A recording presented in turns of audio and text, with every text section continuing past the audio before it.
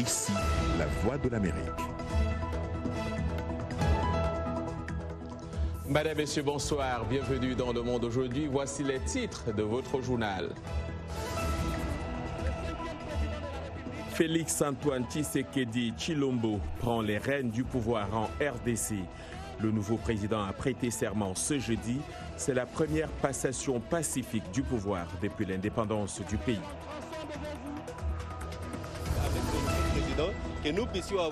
Comment cette passation de pouvoir est-elle accueillie par les populations?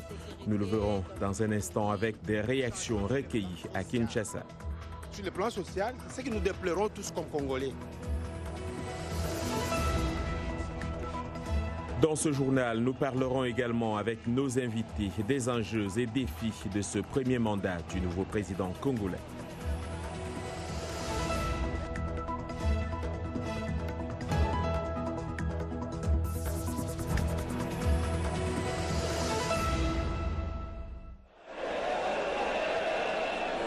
Tshisekedi Tshilombo Félix-Antoine, élu président de la République démocratique du Congo. Je jure solennellement devant Dieu et la nation de remplir loyalement et en fidèle serviteur du peuple les hautes fonctions qui me sont confiées. Je donne acte de votre prestation de serment en qualité de président de la République démocratique du Congo et vous présente ces très sincères félicitations, Excellence.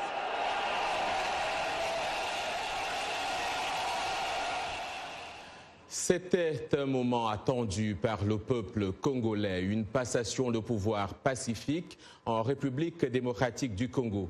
Eh bien, elle a eu lieu ce jeudi avec l'entrée en fonction de Félix-Antoine Tshisekedi Tshilombo, qui est donc devenu le 5e président du pays.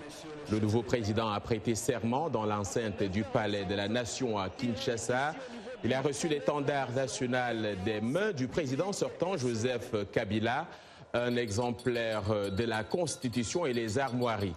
Tout ceci, bien sûr, sous les ovations de milliers de ses partisans et de nombreux officiels.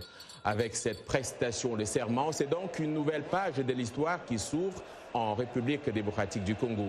Une histoire qui devrait dès à présent s'écrire avec la contribution de Félix Tshisekedi et du peuple congolais. Rendons-nous à Kinshasa pour décortiquer cette actualité avec Anastasie Tudièche, notre correspondante sur place. Anastasie Tudièche, bonsoir et merci d'être avec nous. Une journée historique, c'est ainsi que beaucoup qualifient ce jeudi 24 janvier à Kinshasa. Vous revenez sur les temps forts de cette journée. Bonsoir à tous et à toutes. Bonsoir John. Effectivement, cette journée a été riche en émotions pour les Congolais, ceux qui y ont participé et ceux qui ont regardé l'événement depuis leur petit écran. Il faut dire que le lieu, tout d'abord, lui-même était chargé d'histoire. Le Palais de la Nation est un lieu colonial, de l'administration coloniale, et c'est devant un parlement belge et un roi baudouin médusé, dans ce même lieu, que Patrice Lumumba a prononcé le 30 juin 1960 un discours qui est devenu l'un des discours fondateurs des indépendances africaines. C'est dans ce même lieu qu'a été placé un mausolée en hommage à feu Laurent-Désiré Kabila, en lieu et place de la statue équestre du roi baudouin. Et c'est donc dans ce lieu chargé d'histoire, où le président sortant a prêté 3 fois serment, que Félix Tshisekedi a prêté serment également. Donc il y a eu énormément d'émotions. Moi j'ai retenu 3 moments, John, que je voudrais partager avec vous et avec nos téléspectateurs. Le premier, c'est le moment où, sur les écrans géants, une image est apparue, celle de Vital Kamerhe, le colistier de Félix-Antoine Tshisekedi, et Emmanuel Ramazani Shadari, l'un des candidats malheureux à l'élection présidentielle. Eh bien, les 2 hommes ont fait le signe V de victoire, un signe signature, un geste signature de feu Étienne Tshisekedi. Acclamation dans la foule. Deuxième moment tout à fait riche en émotion, j'allais dire, pardonnez-moi, je perds un peu le fil avec ces émotions, c'est la fin de la journée.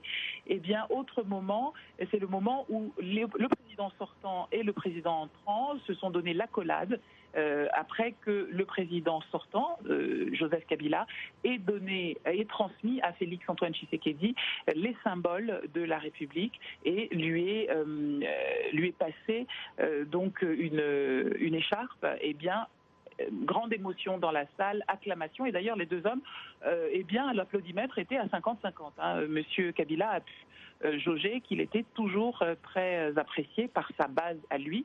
Et troisième moment très très riche en émotions, le moment évidemment où il y a eu le malaise présidentiel.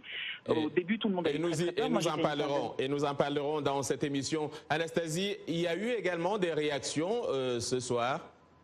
Ah oui, les Congolais ne sont pas avares de réactions, en particulier quand il s'agit de leur vie politique, comme vous allez pouvoir le constater tout de suite.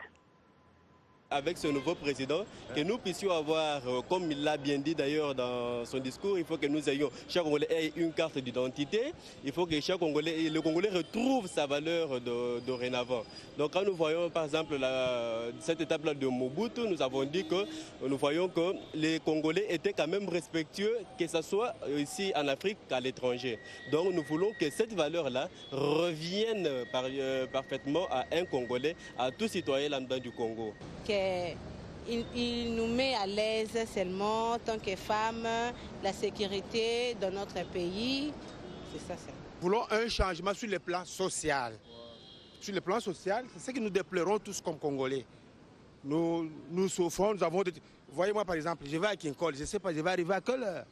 Sur le plan social, si on a aménagé, on voit les fonctionnaires tels qu'ils souffrent là, on améliore tout ce qu'il y a comme condition, nous serions très très contents. Les emplois, l'économie, notre économie est vraiment trop bas. Donc s'il peut relever notre économie, et surtout, je parle plus de social, ça sera mieux. Nous voulons un changement vraiment qui sera visible. Nous ne voulons pas que les changements soient comme sur les plans théoriques. Nous voulons vraiment que le peuple congolais puisse vivre ces 10 changements. Nos autres invités nous ont également rejoints sur ce plateau. Eddy Esango, journaliste à VOA Afrique. Eddy Esango, bonsoir et bienvenue. Bonsoir John et bonsoir à tous les téléspectateurs. Et Henri Désiré Zozi est en Belgique. Il est analyste politique et spécialiste entre autres de la République démocratique du Congo. Henri Désiré, bonsoir et bienvenue. Bonsoir John, bonsoir à vos téléspectateurs. Alors Eddy, je commence par vous. Vous êtes d'origine congolaise. Qu'est-ce que la prestation de serment de ce jeudi représente pour le peuple congolais? En fait, c'était, comme on l'a déjà dit ici, un moment très attendu, une passation de pouvoir démocratique. C'est une première. Ça représente donc ces moments historiques, malgré tout ce qui a entaché les élections. On sait, il y a des contestations et autres, mais c'est un moment symbolique dans l'histoire de la démocratie de la RDC. Henri Désiré, un constat que beaucoup ont fait, c'est celui de la représentativité. Les pays africains, beaucoup ont choisi d'envoyer des représentants dont de rang inférieur. Et on constate aussi que l'Union européenne et les États-Unis ont décidé de se faire représenter par leurs ambassadeurs sur place. Quelle analyse vous faites de tout cela ? Moi, je ne dramatiserai pas outre mesure cette absence. Je rappelle quand même que lorsque le président des États-Unis ou le président français prête serment, eh bien, il n'y a pas de délégation étrangère. C'est une tradition non écrite que l'on observe sur le continent africain depuis de très longues années. Je pense que c'est plutôt anecdotique. Ce qui est important, c'est l'entrée en fonction et les relations que les pays étrangers donc, et les organisations internationales auront à cœur d'entretenir avec le nouveau président élu. Je rappelle par ailleurs que la plupart des États ainsi que des organisations comme l'Union européenne ont renouvelé leur souhait de collaborer avec Félix Tshisekedi. Alors justement, à propos de collaboration, Henri Désiré, l'Union africaine et les États-Unis et l'Union européenne, tous se disent prêts à travailler avec Félix Tshisekedi, un revirement par rapport aux positions que ces pays avaient prises lors de la proclamation des résultats? Je pense que le principe de réalité s'est imposé à tous à partir du moment où vous avez dans le droit international public une exigence de reconnaissance internationale. La lecture des événements, la grille de lecture et la prise en compte de la réalité a amené ces différents pays à reconsidérer leur position qui fut, il faut bien le rappeler, parfois agressive, parfois, je dirais, méprisante, mais au final, ils se sont convertis au réalisme et je pense que c'est le plus important qu'il faut retenir. Alors, vous restez avec nous, Henri, vous restez avec nous, Eddy. Proclamé élu par la Cour constitutionnelle le samedi, Félix-Antoine Tshisekedi Tshilombo, 55 ans, a donc officiellement pris le relais de Joseph Kabila Kabanga, 47 ans, dont 18 à la tête du plus vaste pays d'Afrique subsaharienne. Mais qui est donc Félix Tshisekedi? Pour en savoir plus, voici son portrait brossé par Irénée Herman Umbo.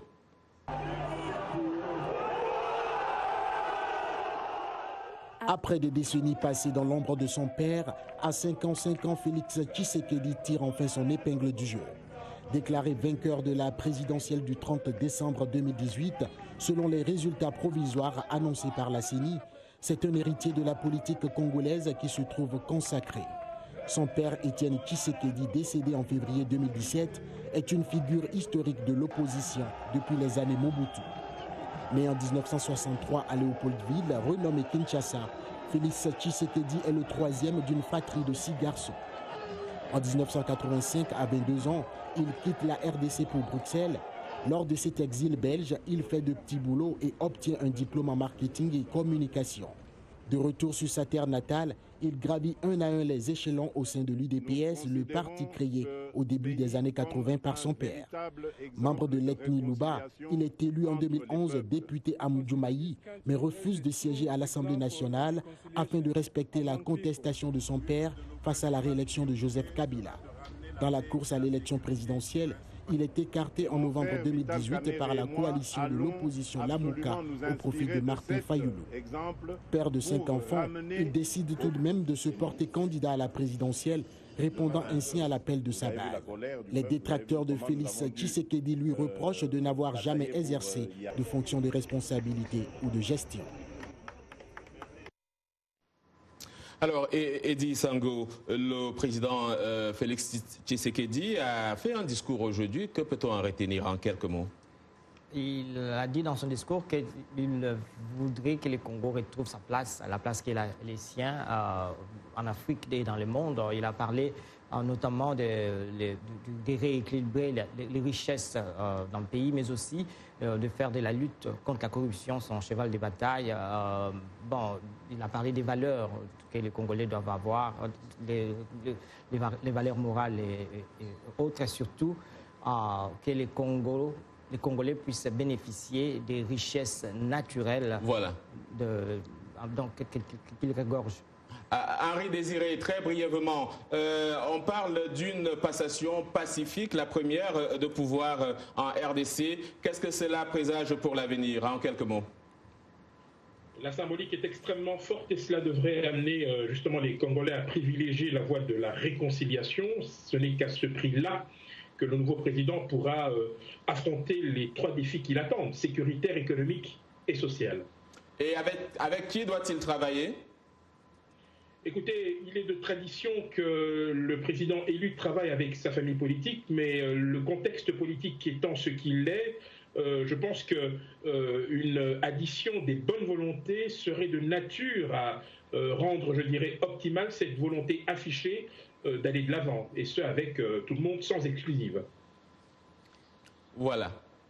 Voilà, donc nos invités, on avait Henri Désiré Zozi, analyste politique depuis la Belgique, Eddy Sango, vous travaillez pour le service Lingala, ici à la Voix de l'Amérique. Merci d'avoir été avec nous. Et bien sûr, Anastasie Tudièche, notre correspondante à Kinshasa, suit cet événement pour nous. Et On se retrouve donc dans quelques secondes pour la suite. Bonsoir.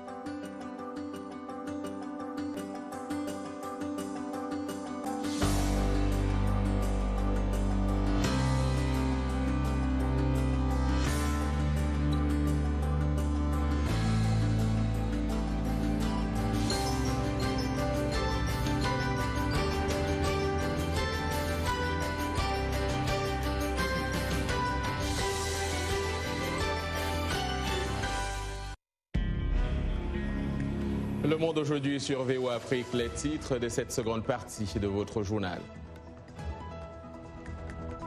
Dans ce journal, nous irons au Nigeria pour parler de la fièvre de Lassa, une maladie qui a déjà fait une dizaine de morts dans le pays depuis le début de l'année.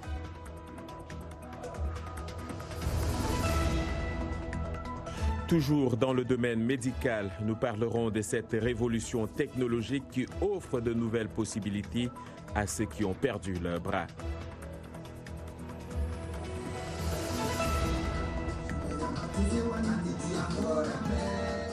Enfin au Zimbabwe, quand un artiste décide de se servir de son art pour dénoncer un système, nous verrons ce que ça donne.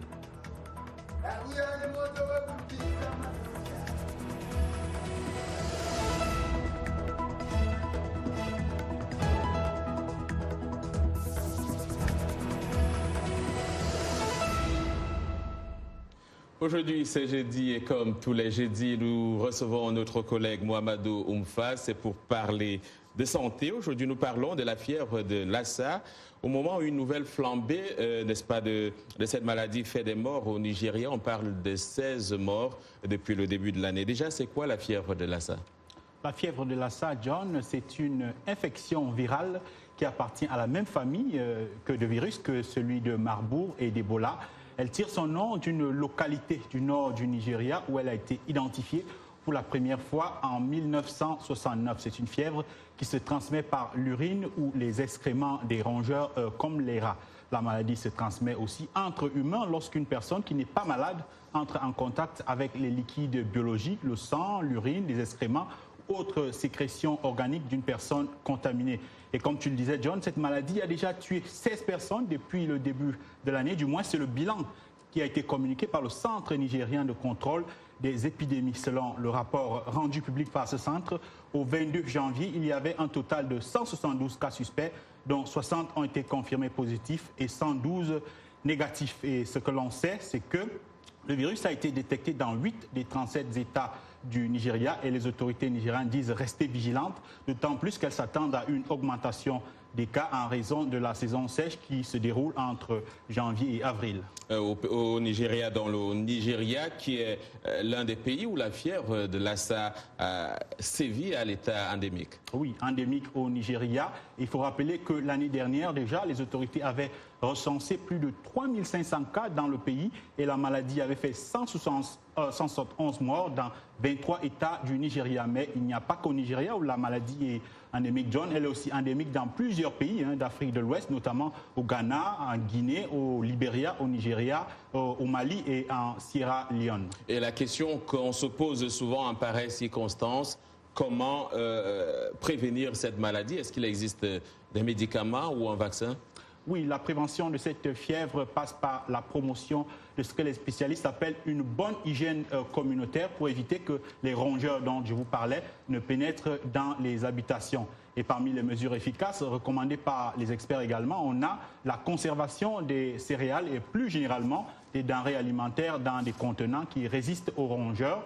On peut aussi parler de l'élimination des ordures loin des habitations, le maintien de la propreté à l'intérieur de ces maisons. Et parlant de vaccin, John, il faut dire qu'actuellement, il n'existe aucun vaccin qui protège contre cette fièvre. Et heureusement, il y a un traitement. On parle de la ribavirine qui est aussi efficace et surtout efficace lorsque ce médicament est administré au début de l'évolution clinique de la maladie. Et c'est pourquoi, John, on va dire aux auditeurs du Nigeria, dès qu'ils ont les symptômes d'une fièvre, il faut qu'ils se rendent immédiatement dans les hôpitaux. Le message est passé. Merci Mohamedou et à jeudi prochain. Zachary Pamboukas, âgé de 10 ans, est l'un des 5 enfants américains ayant testé l'année dernière la première version d'un bras prosthétique bionique fabriqué par la société Limbitless. Une technologie basée sur la réinnervation des nerfs encore actifs du bras. Arzouma Compaoré. Muni de son bras bionique aux couleurs de Spider-Man, Zachary Pamboukas pourrait bien se sentir dans la peau d'un super-héros, lui dont le bras et la main droite n'étaient que partiellement développés à la naissance à cause du syndrome de la bande amniotique. Son nouveau bras bionique, c'est le Père Noël qui le lui a apporté en personne. Je me suis dit, pourquoi y a-t-il une boîte sous l'arbre de Noël? Lorsque je l'ai ouverte, je me suis dit, c'est un bras prosthétique, c'est trop cool. Le bras fonctionne à l'aide de la technologie myoélectrique. Une paire de sondes placées sur la peau l'active pour qu'il bouge lorsque Zach fléchit ses muscles.